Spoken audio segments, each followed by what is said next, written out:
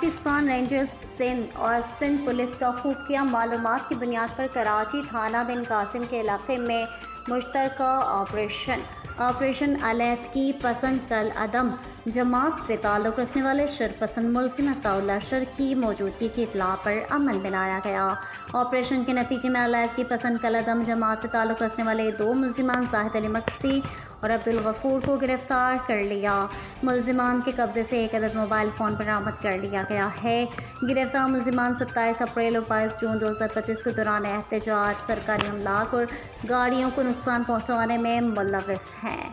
तर्जुमान Pakistan Sindh rangers ने हमारे royal news TV के चीफ रिपोर्टर कराची जावेद महमूद आरआई को बताया है कि मुल्ज़िमान 27 अप्रैल और 22 जून 2025 को एहतजाज के दौरान कराची के इलाके काठोल लिंक रोड पर पुलिस की गाड़ी को आग लगाने में मुलव्वस हैं।